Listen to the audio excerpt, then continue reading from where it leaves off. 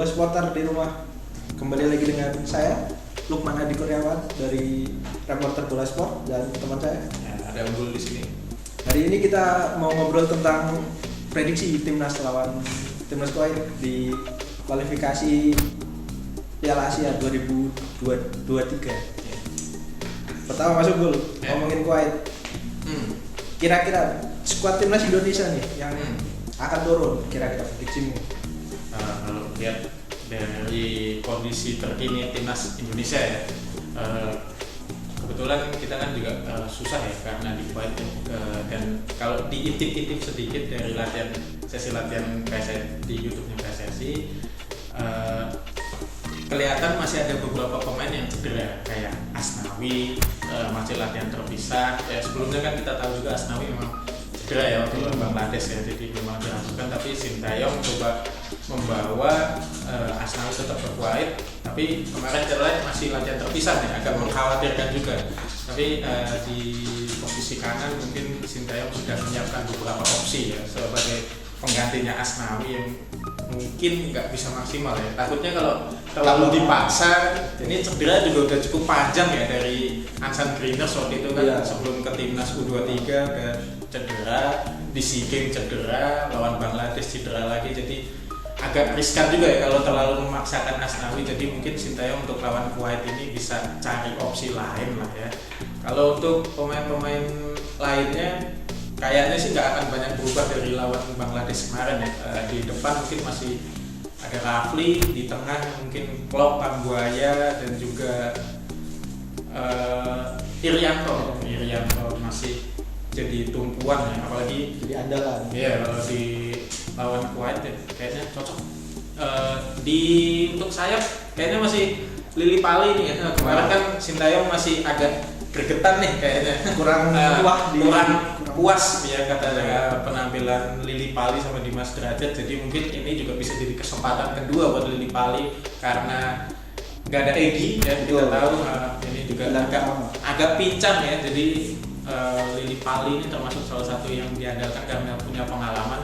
Mungkin untuk winger satunya sih sebelah kiri bisa Sadil atau Witan. Itu Irfan Jaya kayaknya sih, lebih dipilih Irfan Jaya. Jadi ya kurang lebih sama kayak waktu lawan Bangladesh. Kalau tanpa Jordi Amat sama Sandy Walsh, menurut Mas Unggul, Ya. jauh banget nggak? Soalnya kan itu tim A-nya Sintayong. Ya, kemarin Sintayong kan juga sempat bilang ya, udah nyusun planning.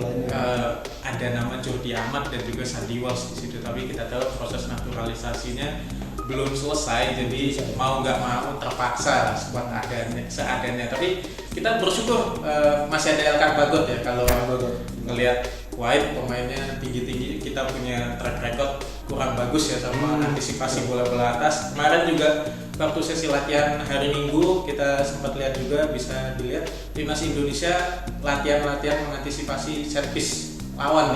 Nah itu juga mungkin jadi concernnya Sintayong di pertandingan ini, jadi menarik ditunggu sih.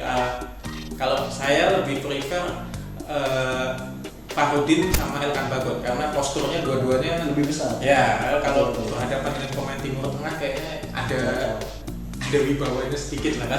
Kalau lihat Rizky Ridho kan masih bocah, mungkin ya maksudnya masih umur muda lah ya. Iya, masa ototnya. Nah, ya walaupun bukan berarti nggak bagus, tapi bagus, cuma ya kalau lawan pemain Timur Tengah mungkin bahaya juga ya. Nah, kalau di body hilang bola kan, apalagi kan suhunya di atas 40 derajat. Nah, itu juga itu salah satu tantangannya ya Bola Supporter ya. Ini suhu di Kuwait ini cukup panas ya ini. Terakhir tadi ini tanggal ini kita update official trainingnya timnas Indonesia. Nova Arianto bilang di Kuwait di stadion, di venue suhunya 42 derajat Celcius.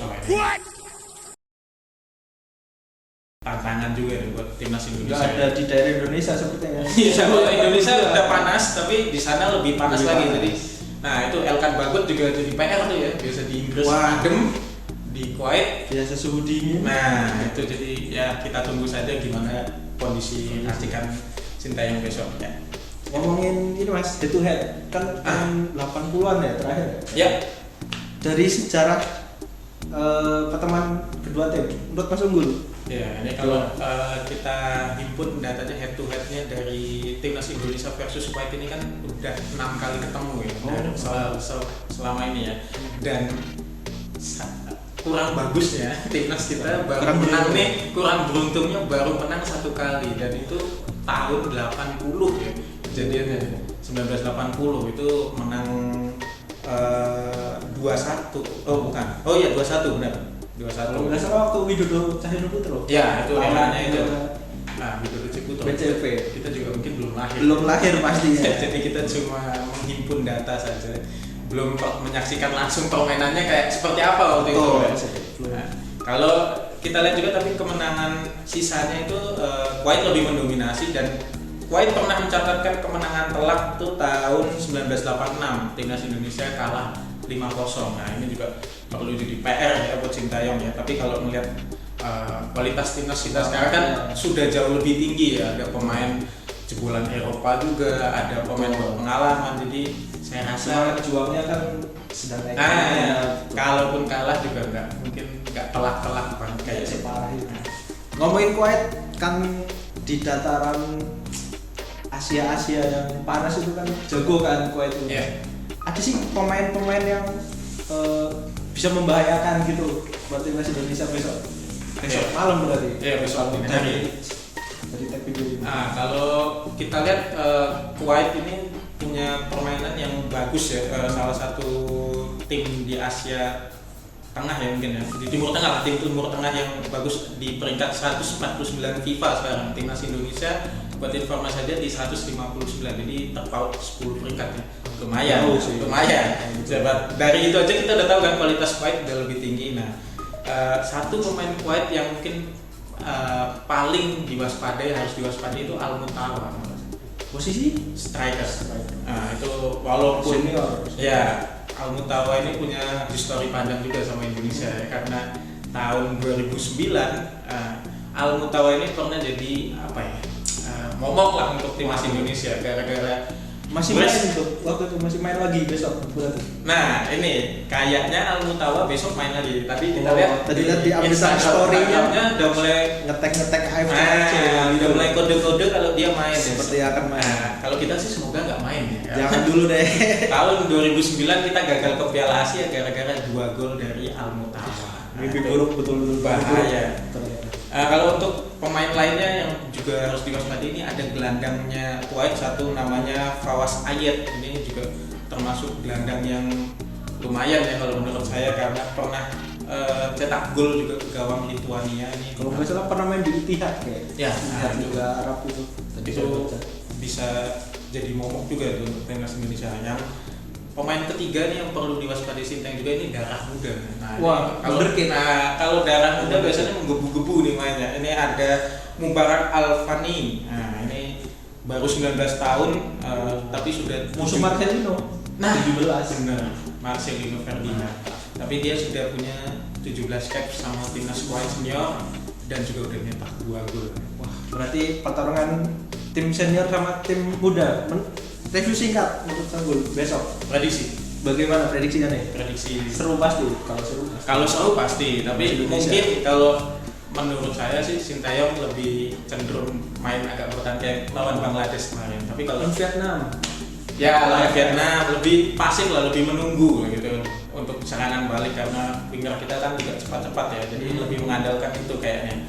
Kalau skor sih imbang 1-1 aja udah bagus banget. Kalau menurut saya 1-1 itu siapa tahu magic Sintayong waktu Korsel lawan Jepang lawan Jerman kembali bisa jadi 2-0 di extra time, siapa tahu. Kita nggak tahu. Sintayong ini kan strateginya out of the box. Kemarin Adi Satrio aja mau dicoba mau dimainkan di itu karena kemarin pemain itu nggak jadi ya.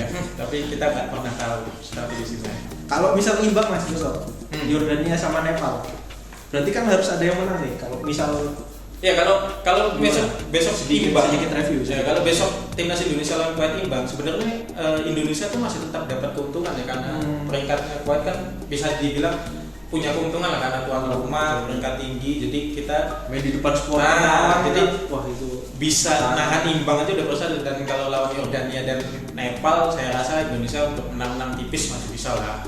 Insya Allah bisa. Jadi kalau kita nggak peringkat pertama ya kejar 5 runner up terbaik jadi itu udah bisa. Pokoknya imbang itu udah kayak menang. Iya. Kayak lawan Vietnam kan spike-nya. Yang penting lolos lah dari tahun 2007. Yang penting lolos, Kita betul. nunggu ini dari tahun 2007. Siapa tahu isi tahunnya kan. Nah, kita tunggu saja. Siap. Begitu Bola Sporter. Jangan lupa like, comment, dan subscribe YouTube Bola Sport biar tambah ilmu tentang sepak bola. Biar kita tambah semangat bikin videonya. Betul. Dadah.